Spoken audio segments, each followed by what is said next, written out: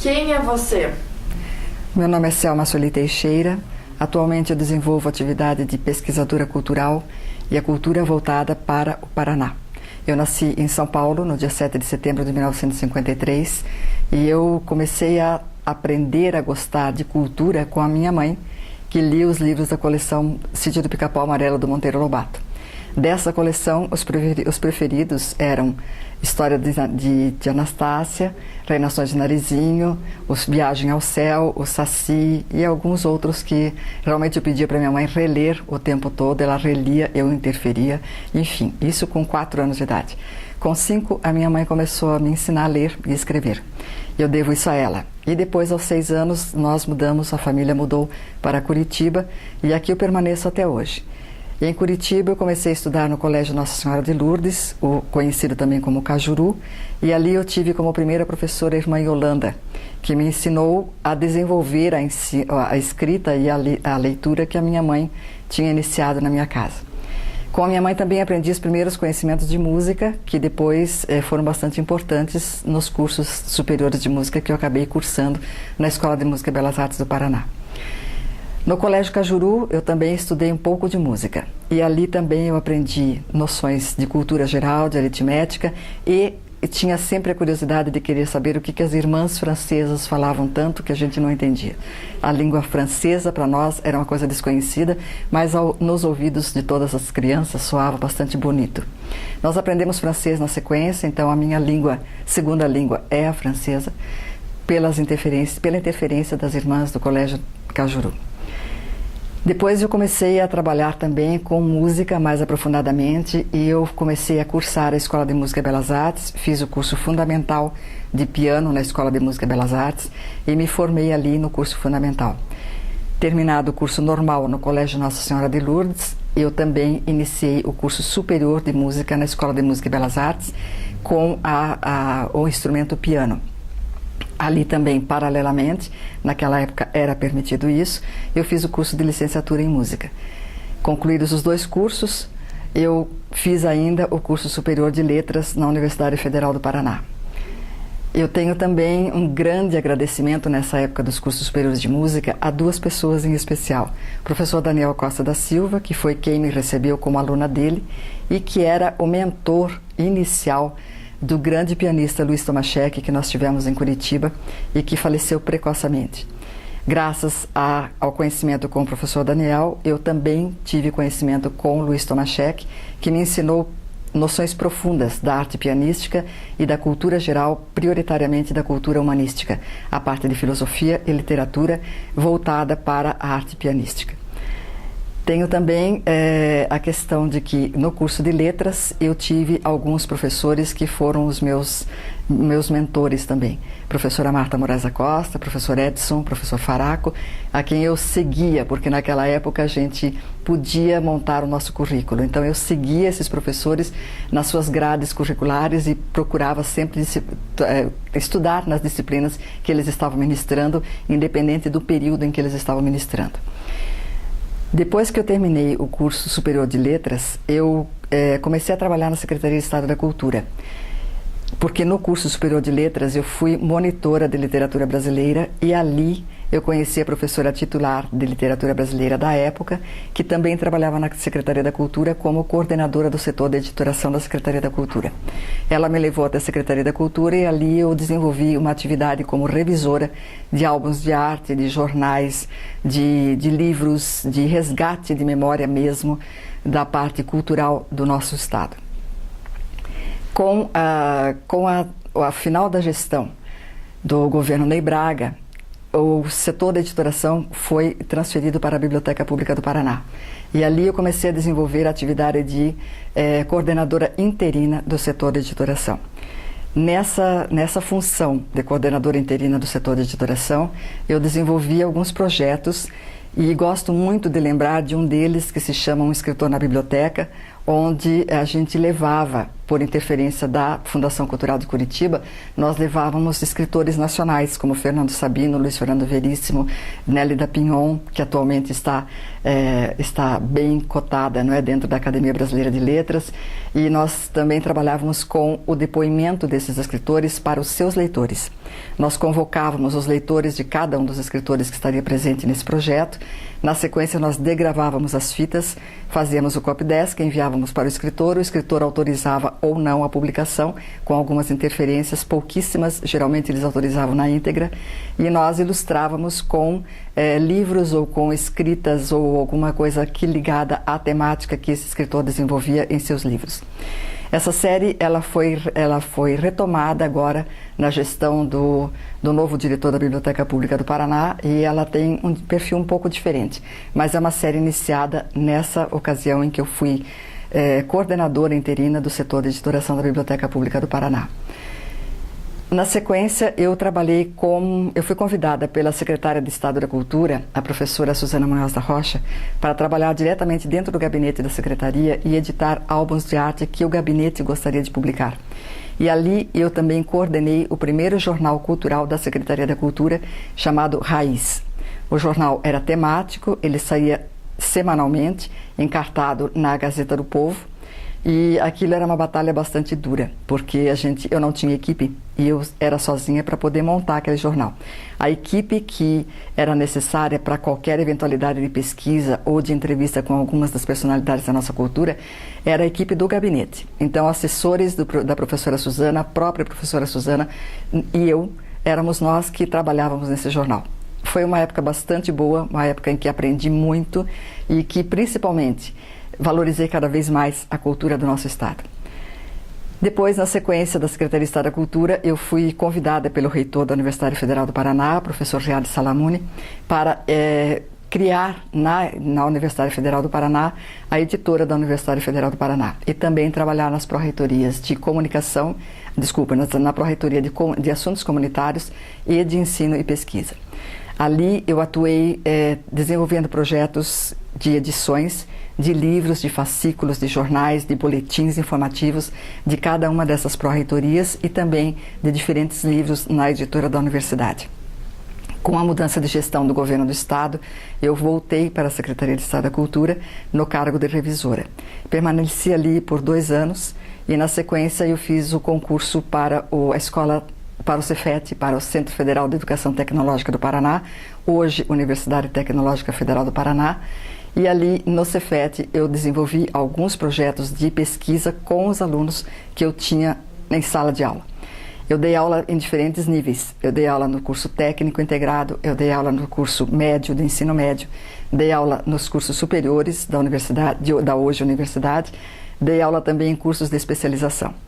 E os projetos desenvolvidos com os meus alunos a partir de pesquisa sempre na área de cultura, alguns deles foram aproveitados pela própria instituição para edição da própria instituição e distribuição entre os colegas professores e entre os alunos de outras escolas, enfim, bibliotecas e, enfim, dentro dos acervos disponíveis. Alguns desses livros são, por exemplo, a série de entrevistas que eu fiz sobre a memória da cultura paranaense com os alunos de 4º período do curso de comunicação institucional, e em que eles entrevistavam bandas de Curitiba, como Ninfas, Blindagem, Reales Pública, o compositor Cláudio Ribeiro e também o Mondarel. Essas entrevistas, elaboradas por eles, sob a minha supervisão, foram feitas e foram publicadas em forma de livretos, e essa coleção existe hoje em algumas bibliotecas da cidade e principalmente na biblioteca da Universidade Tecnológica. Tenho também, nessa época em que eu atuei no Cefet, hoje Universidade, o exercício da função de coordenadora e depois chefe do Departamento de Documentação Histórica da Universidade Tecnológica Federal do Paraná, onde eu permaneci por 8 anos. Nesses 8 anos, eu fui a pessoa responsável pelas comemorações do centenário da universidade. A Universidade Tecnológica do Paraná tem sua origem em 1909, quando Nilo Peçanha cria em alguns estados do país escolas de aprendizes artífices. Então, por conta da origem de 1909, em 2009, nós comemoramos o centenário da instituição. Enquanto universidade, a instituição tem 10 anos apenas, mas enquanto origem de sua trajetória, ela já tem 110 anos. Nós também trabalhamos dentro dessas publicações voltadas para a comemoração do centenário, com livros, com exposições. Foram 4 exposições itinerantes que foram feitas sob a minha coordenação, e também com folders e com um folder, por exemplo, do Poti Lazarotto. Nós temos dentro do Cefet, hoje universidade, nós temos um painel do Poti feito especialmente para a universidade, chamado painel Ofícios, em que nós conseguimos resgatar, nesse momento do centenário, nós conseguimos resgatar os desenhos originais do Poti, que nós não tínhamos no nosso acervo. E esses desenhos originais hoje estão, as reproduções dos desenhos estão depositados no nosso acervo. Os originais permanecem no arquivo pessoal de Poti, que está sob curadoria de uma das grandes amigas do Poti Lazarotto. Também, na época do centenário, foram feitas revistas comemorativas e, com os meus alunos, eu desenvolvi 50 pranchas em que eles pesquisaram a história dos 100 anos da universidade, eles pensaram informações desses 100 anos e eles ilustraram e formaram o projeto gráfico dessas pranchas. Essas pranchas foram escolhidas pela Comissão do Centenário para publicação como uma das publicações em homenagem ao centenário da universidade. Paralelamente a todas essas atividades, eu continuava desenvolvendo algumas coisas fora da universidade, como, por exemplo, cursos de literatura para vestibular, em que eu desenvolvia palestras, várias palestras em diferentes ambientes da cidade, voltadas para o público vestibulando, para que eles tivessem alguma noção sobre os livros que eram indicados para diferentes vestibulares da cidade e também do estado. Dessas palestras, eu acabei sendo convidada por uma revista que existia na época chamada Intervalo para produzir textos sobre esses livros e também textos narrativos sobre cultura em geral. Foram 10 exemplares onde eu tinha publicado os meus textos, tanto para vestibulares quanto para sobre cultura geral. Também desenvolvi, em conjunto com o Solado Rosário, um curso sobre jornalismo cultural, em que durante 2 meses e meio eu levava 3 vezes por semana para o auditório do Solado Rosário, artistas, jornalistas, pessoas que lidavam com cultura na cidade, para que o público que estava ali presente, que era um público de estudantes de comunicação, tivessem noção da cultura já produzida nesse estado, porque isso é uma carência bastante grande dentro da nossa realidade.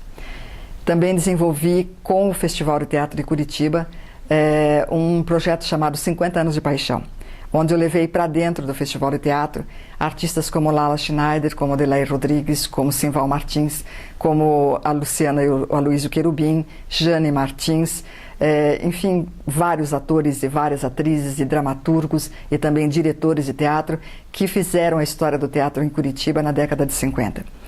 Essa história do teatro em Curitiba na década de 50 é a minha dissertação de mestrado, foi o tema da minha dissertação de mestrado, que eu concluí em 92 na Universidade Federal do Paraná. A partir desse momento que eu tive contato direto com esses atores, eu comecei a produzir alguns eventos que faziam com que eles retornassem à cena. Porque, infelizmente, apesar da história que cada um deles tem e apesar da cultura que cada um deles desenvolveu para o nosso estado, esses atores eles acabavam sendo esquecidos. E nós tínhamos devíamos muito a eles e, portanto, a gente deveria refazer com que eles voltassem à cena e informassem um pouco para o público em geral sobre a sua história. Então, com eles, eu fiz vários eventos dentro da universidade e fora, como esse do Festival de Teatro de Curitiba, onde eles expuseram os seus trabalhos, onde eles falaram sobre a vida profissional de cada um, onde eles se reuniram novamente, se reencontraram novamente. Nós tínhamos também uma exposição sobre a carreira de cada um deles, que foi realizada na Casa de Pedra da Fundação Cultural de Curitiba, e um almoço comemorativo que foi feito no Solado Rosário, com algumas canecas comemorativas ao evento, onde nós tínhamos a reprodução das caricaturas de cada um deles feitas pelo Armando Maranhão, que foi um dos grandes diretores de teatro aqui em Curitiba, e também artista plástico. Depois de tudo isso, eu comecei a trabalhar também com pesquisa voltada para profissionais da área de comunicação. Dessas pesquisas, eu tenho como resultado 3 livros. 2 deles chamados Jornalismo Cultural, um resgate, onde eu homenageio jornalistas culturais como Aramis Milarchi, como José Carlos Correia Leite, como Reinaldo Jardim, Adélia Maria Lopes, Dinar Ribas Pinheiro, Marilu Silveira e Rosirene Gemayel. Esses 7 jornalistas, eles fizeram da cidade de Curitiba, deram para a cidade de Curitiba uma efervescência cultural bastante importante. Com eles, a cidade conhecia tudo o que acontecia no mundo. E a cidade deve a eles o que hoje ainda continua ecoando pelas ruas e pelos palcos e pelos auditórios da nossa cidade de Curitiba. O segundo livro, o terceiro, né, porque são 2 volumes, esse de jornalismo cultural, o terceiro livro eu publiquei no ano passado. E ele foi uma homenagem à obra jornalística de Luiz Geraldo Maza e à produção publicitária de Eloy Zanetti. Então, esse livro se intitula Luiz Geraldo Maza e Eloy Zanetti, Comunicadores do Paraná. Nesse livro eu reproduzo vários textos do Maza e vários projetos de publicidade e propaganda do Eloy Zanetti. Sempre acompanhada pelos 2, sempre orientada pelos 2. Isso é uma questão, para mim, prioritária. Os homenageados devem estar acompanhando de perto aquilo que está sendo feito em favor da obra que eles desenvolveram. Então, ali na questão do Maza, principalmente, o que eu quis ressaltar mais é a parte cultural do Maza, que é uma coisa absurda. A memória do Maza, a cultura que o Maza tem, precisava ser registrada. E aí, então, eu fui atrás de toda a parte cultural do Maza para que nós pudéssemos entender como hoje ele domina tão bem qualquer assunto, em qualquer momento, em qualquer circunstância.